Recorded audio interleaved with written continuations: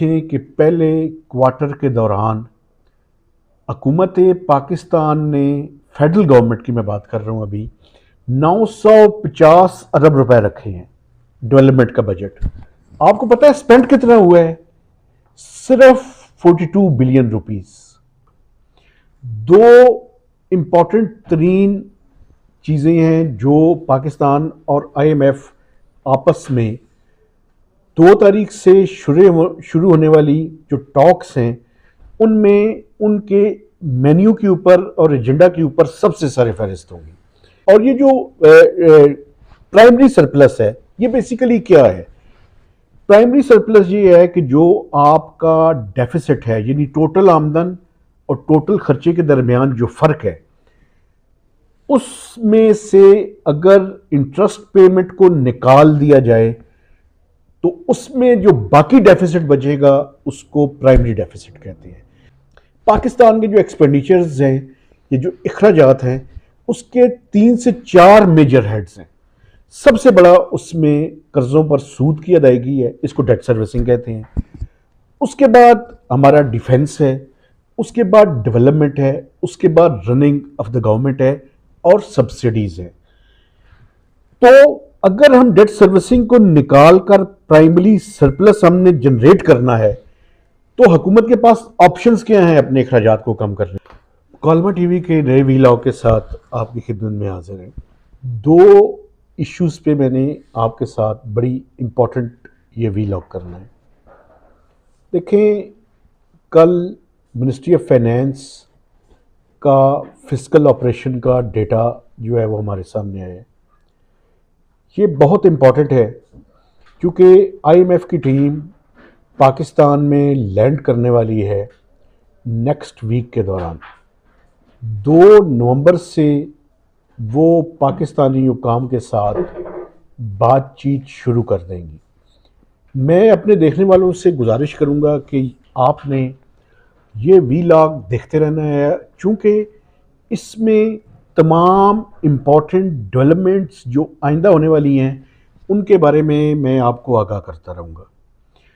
2 important तरीन चीज़ें हैं जो पाकिस्तान और आईएमएफ आपस में 2 तारीख से शुरू होने वाली जो टॉक्स हैं उनमें उनके मेन्यू के ऊपर और एजेंडा के ऊपर सबसे सारे फहरिस्त होंगी। जो बात मिनिस्ट्री ऑफ फाइनेंस ने फिस्कल ऑपरेशन जारी किया है उसके अंदर बड़ी इंपॉर्टेंट चीज़ है एक, और वो इंपॉर्टेंट चीज़ ये है कि जो फिस्कल डेफिसिट है, जिसको बजट का खसारा कहते हैं, बजट का खसारे से मुराद क्या है कि हुकूमत पाकिस्तान के जो टोटल आमदन है और जो टोटल अखराजात हैं उनके दरमियान फ़र्क क्या है।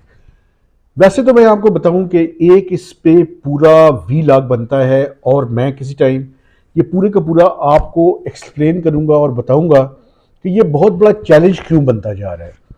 लेकिन उसमें जो हुकूमत पाकिस्तान ने फिगर्स शेयर किए हैं उसमें 2-3 चीज़ें बड़ी अलार्मिंग हैं। एक तो ये है कि हमने आईएमएफ के जो एदाद थे और जो टारगेट्स थे, अपना फर्स्ट क्वार्टर का जो बजट डेफिसिट है उसको आईएमएफ के टारगेट के मुताबिक रखा है। आईएमएफ का टारगेट ये था कि हमने जो डेफिसिट है उसको सरप्लस में कन्वर्ट करना है, और वो सरप्लस का टारगेट था 0.4% ऑफ जीडीपी, कुछ 452 अरब रुपए तकरीबन बनते हैं। वो हम अचीव करने में कामयाब हुए हैं। और ये जो प्राइमरी सरप्लस है, ये बेसिकली क्या है? प्राइमरी सरप्लस ये है कि जो आपका डेफिसिट है, यानी टोटल आमदन और टोटल खर्चे के दरमियान जो फर्क है, उसमें से अगर इंटरेस्ट पेमेंट को निकाल दिया जाए तो उसमें जो बाकी डेफिसिट बचेगा उसको प्राइमरी डेफिसिट कहते हैं।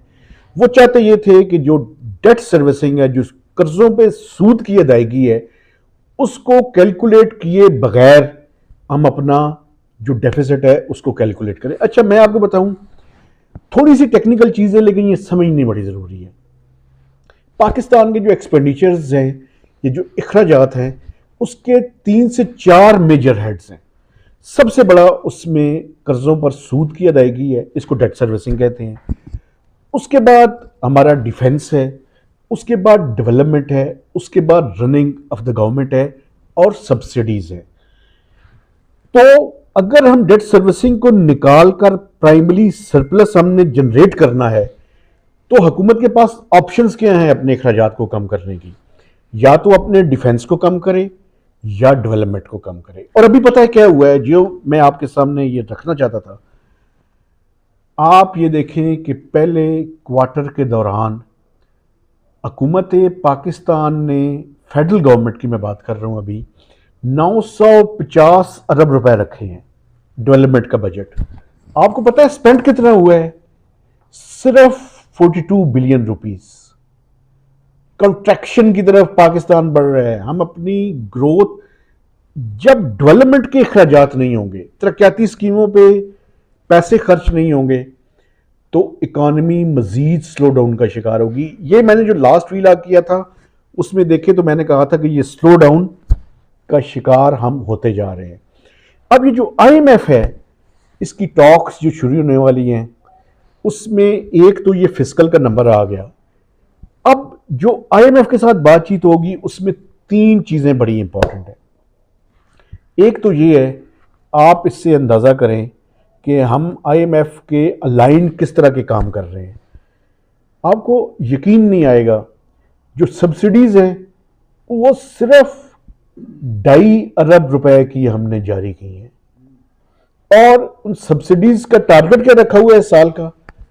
सिर्फ कोई 1 ट्रिलियन रुपीज, 1000 अरब रुपए के लगभग, 900 अरब रुपए से ज्यादा की, 950 अरब रुपए से ज्यादा की सब्सिडीज इसके अंदर रखी हुई हैं। 950 अरब रुपया तो सिर्फ पावर सेक्टर के लिए हमने रखा हुआ है।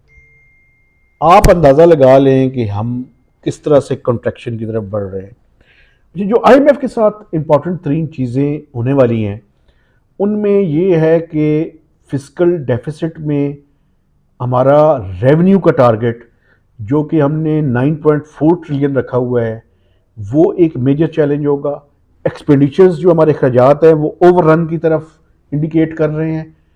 तो आईएमएफ अपने मॉडल के अंदर ये सारे नंबर डालेगा तो हमें ये कहेगा कि आप ये बताएं कि आप अपने फिस्कल डेफिसिट को अचीव करने के लिए आपके पास दो हल हैं, या अपनी आमदन बढ़ाएं या अखराजात कम करें। अगर हम कहते हैं कि अखराजात हम कम नहीं कर सकते, वो फिर इस प्रिस्क्रिप्शन के साथ आ सकते हैं जो कि इस केयर टेकर गवर्नमेंट के लिए बहुत मुश्किल हो जाएगी कि वो अगर ये कहें कि आप मजीद टैक्सेस लगाएं, या टैक्सेस लगाने पड़ेंगे या अखराजात में कमी करनी पड़ेगी। अब देखना ये है कि इन टॉक्स के बाद इसका रिजल्ट क्या था। और दूसरी जो इंपॉर्टेंट बात है फिस्कल साइड पे, वो मैं ज़रा वो भी कर लूँ, वो ये है कि हमने जो गैस की कीमत लेट बढ़ाई है। गैस की कीमत 1 जुलाई से आईएमएफ के साथ एग्री था, हम 1 नवंबर से बढ़ा रहे हैं। कुछ 60 से 70 अरब रुपए का ये जो लॉस है, इसका क्या करना है? जो एनर्जी और पावर सेक्टर का सर्कुलर डेट है उसका क्या करना है? तो ये सब जब फिस्कल साइड की चीजें आईएमएफ अपने मॉडल के अंदर डालेगा तो उसके नतीजे में कुछ नंबर्स सामने आएंगे। उन नंबर्स को करने के लिए हमें मजीद इकदामात, या तो अखराजात को कम करना पड़ेगा या अपनी आमदन बढ़ानी पड़ेगी। दूसरा जो इंपॉर्टेंट तरीन चीजें डिस्कस होने वाली हैं वो है एक्सटर्नल साइड। एक्सटर्नल साइड का मसला ये है कि पाकिस्तान को जो एक्सटर्नल गैप है, और ये बहुत इंपॉर्टेंट मैं बात आपसे कर रहा हूं, उसकी वजह से वो गैप को फिल करने के लिए एक रोड मैप का मुतालबा करेंगे। वो गैप कितना होगा अभी उसकी डिटेल में आपको किसी और व्लॉग में बताऊंगा। वो कोई 4.5 से लेके 7 अरब डॉलर का फर्क सामने आ रहा है। वो कहां से पूरा होगा, ये एक बहुत बड़ा सवालिया निशान है। जो कि तीनों चीजें जो आईएमएफ के मेन्यू के ऊपर सबसे इंपॉर्टेंट हैं वो मैंने आपके सामने सादा अल्फाज में रखने की कोशिश की है। अब केयर टेकर कैसे इनके साथ नबरद आजमा होंगे, ये तो आईना आने वाले जो 2 तारीख से पाकिस्तान और आईएमएफ की टॉक्स हैं, उसके नतीजे में पता चलेगा। उसमें 2 राउंड्स होंगे।